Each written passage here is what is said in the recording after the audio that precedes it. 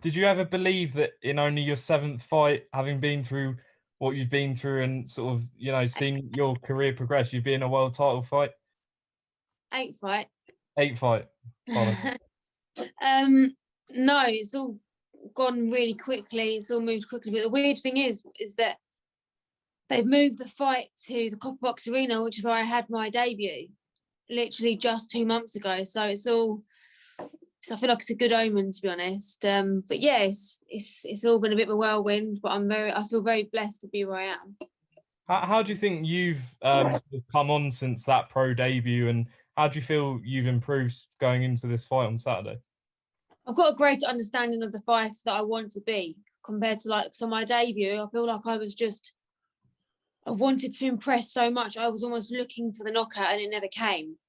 And I was loading up and I was still very much a novice. So I was making huge mistakes. And I've learned now the knockouts come when you're loose and, the shot just comes off and you're not looking for it. That's when it comes. So I've learned big things since my debut and I'll come on a lot inside and outside the rings and then as well, I believe. Best of luck for Saturday, Shannon. Appreciate it. Thank you. Thanks. Thanks, Jonathan. If we go to Brett from Bad Intentions Boxing, please. Cheers, Dan. Hi, Shannon. How are you keeping? Hi, Brett. I'm good. How are you? Yeah, I'm not too bad. Thank you very much. It's great to have the opportunity to speak with you. So I suppose taking that on and going back to the Rachel Ball fight, obviously you came out afterwards and fought Doretta Norek, managed to knock her out. What do you think that you've learned from that Rachel Ball fight about yourself in terms of boxing and actually where you are at? After the Rachel Ball loss, I kind of took a long, hard look at myself. Then I took myself away from home comforts. I now live in a hotel in a travel lodge near the gym and I'm in camp, which is splendid. And I just do everything proper. There's nothing's left unturned. All my evening sessions done with my coaches next to me as well, not just the daytime ones. So I used to go home and do my running on my own. Now I've got, H or Charlie or Adam or Sally or Asif, someone stood there next to me, pushing me, or Troy, making sure that I hit numbers. Because before I wasn't doing that, now I am. So there's no stone left unturned. No, that's great to hear. And my final question that I've got for you is Ebanie Bridges. Obviously, this is only a 6th professional fight. Do you think that your level's above her, or do you think there's an element of that she'll bring something that's unexpected to you? I think every fighter brings something that's unexpected to me, and that's especially women's boxing. Women seem to fight me and just come flying out the traps. So, listen, she's a tough fighter. Obviously, I've had one more fight than her, so I've got experience in that way. I think I've got experience with the bigger stages, like I've been, I've boxed at the O2 before. I've boxed here at the Copper Box. I've boxed in Eddie's back garden. I've done the big nights, so I've got that experience in as well in that way. But I respect her as a fighter, and I think that she's a tough girl, and it makes for a fantastic fight. Shannon, that's great to hear from you, and I wish you every bit of success for Saturday. Thank you very much. Cheers. Bye. Thanks, Brett. If we go to Devinder next from the Boxing Voice.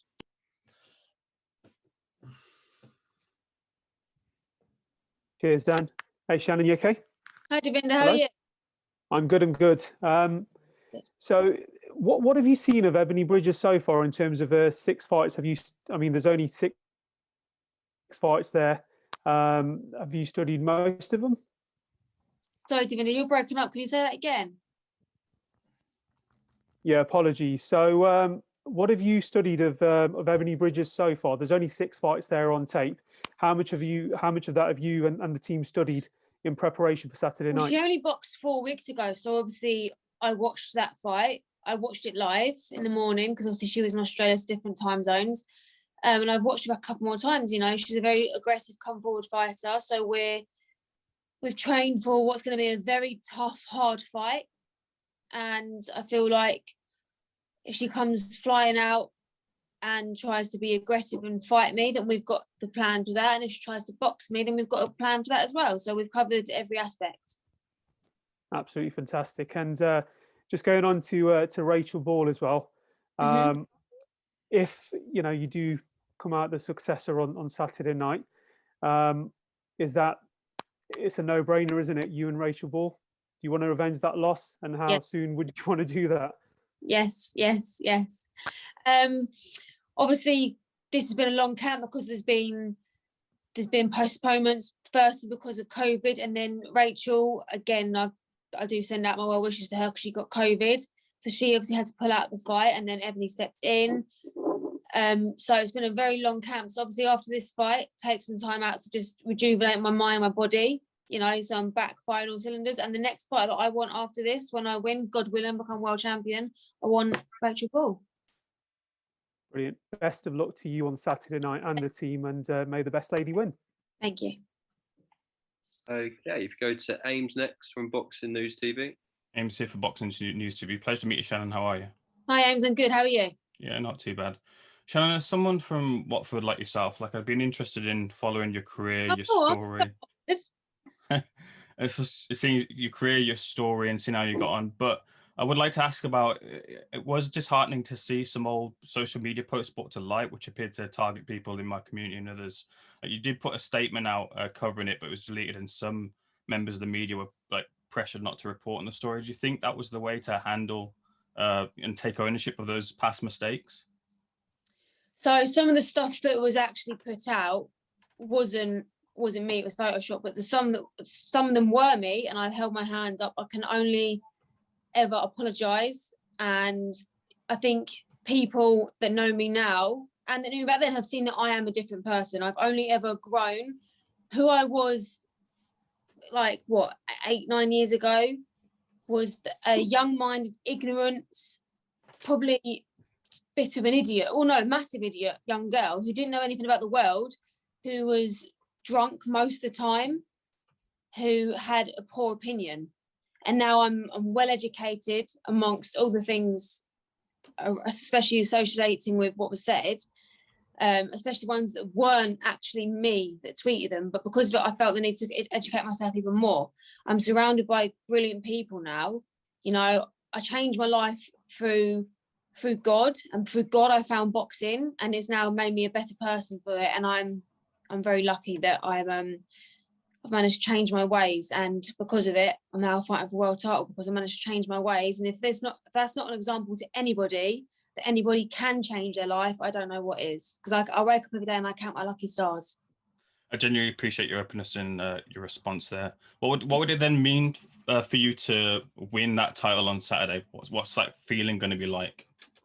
It will just mean, I don't think I can put it into words, to be honest. It will mean everything for my family, you know, especially my mum, to see me change my life the way that I have. She's so proud of me because of who I used to be and who I now am.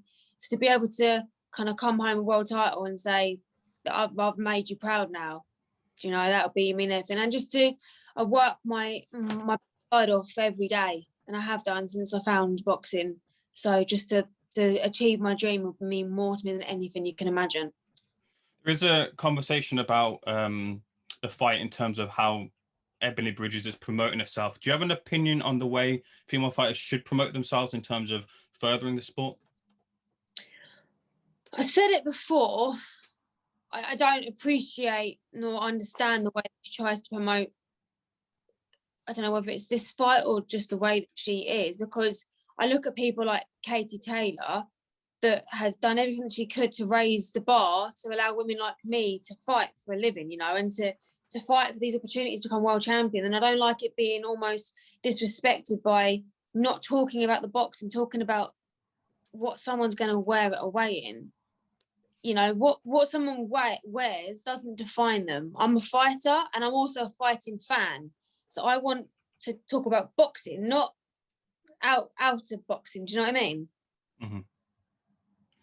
Thank you for your responses. I wish you all the best of the weekend. Thank you very much. No worries. Thanks, James. Go to Steve from Boxing UK, please. Hi, Shannon. It's Steve from Boxing UK. Hi, Steve. How are you?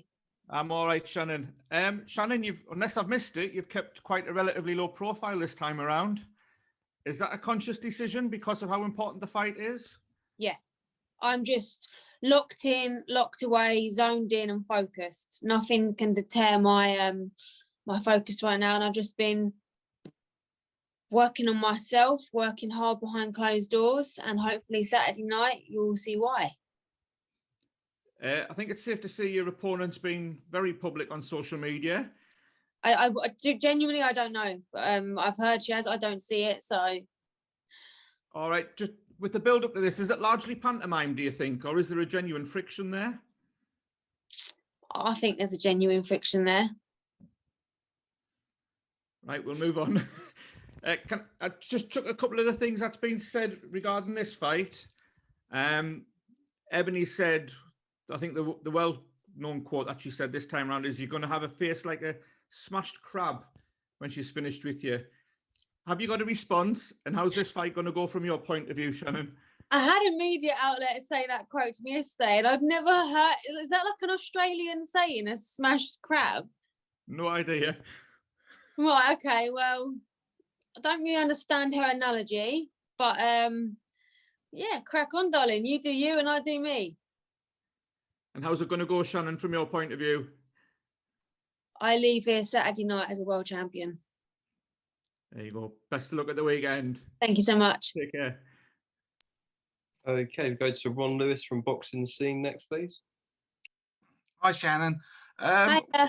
Hiya. With the way Ebanie does promote herself, does it bother you that, you know, you get with this fight, you kind of get lumped in the same sort of thing, that people think there are probably people out there who think the same of you as you know, she pushes herself forward? Do you think that undermines you? A little bit, because it's like I want people to talk about the fact that it's a fight. Do you know what I mean? I want to talk about the fact that we're two women boxing for a world title.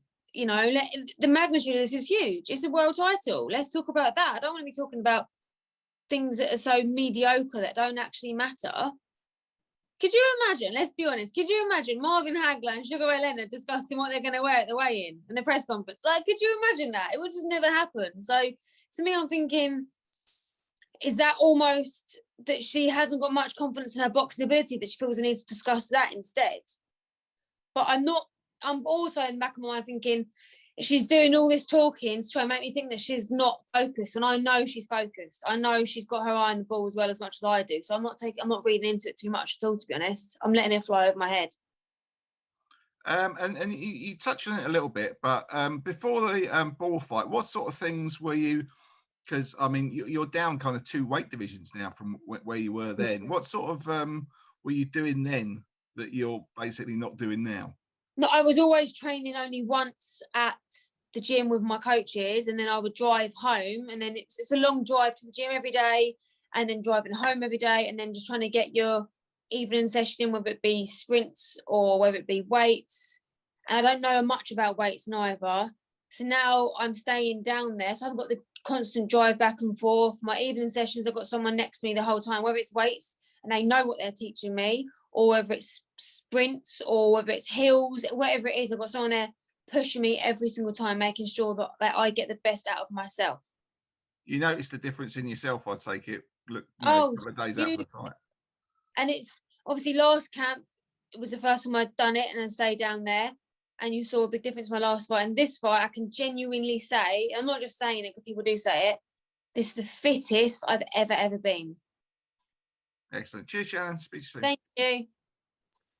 Thanks, Ron. If we go to Jason Fletcher next, please. Yeah, good morning, Shannon. How are you? Hi, I'm good. Or good afternoon. But yeah, I'm good. Yeah, apologies. Sorry, it's like one o'clock in the morning, so I've got to keep quiet so I don't wake my kids up. Oh. Yeah, sorry, you dropped out there for a second. Firstly, congratulations, you and Abby, on the fight. We're very happy that you guys get the opportunity to see it. As an Australian, I'm psyched. But how do you think Eddie Hearn, what he's doing for women's boxing is absolutely phenomenal at the moment? And do you think that you girls need that the trend needs to keep following like the UFC?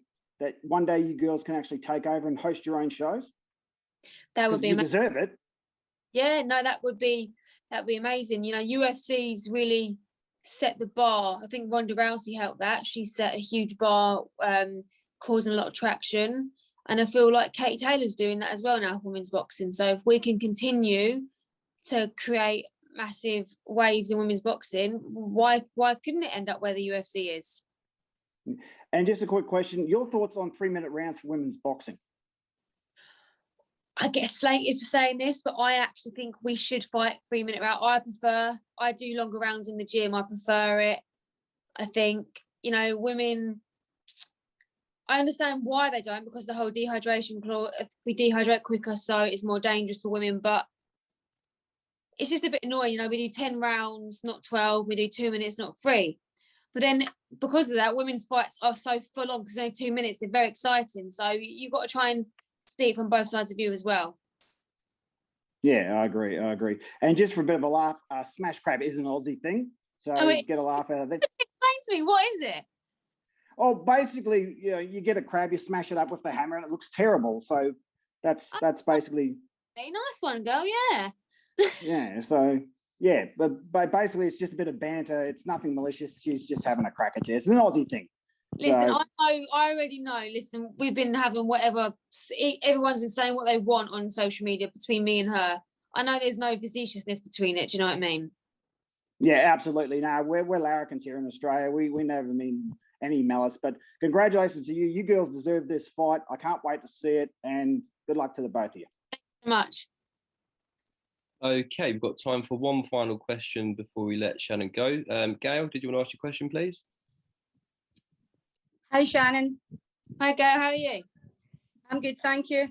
I'm Gail on behalf of Women's Fight News. Yeah. Wanted to check with you, Shannon. Obviously, you were originally scheduled to fight Ball. Yes. I wanted to ask, did you have to make any changes in your preparation and training because of the change in opponent?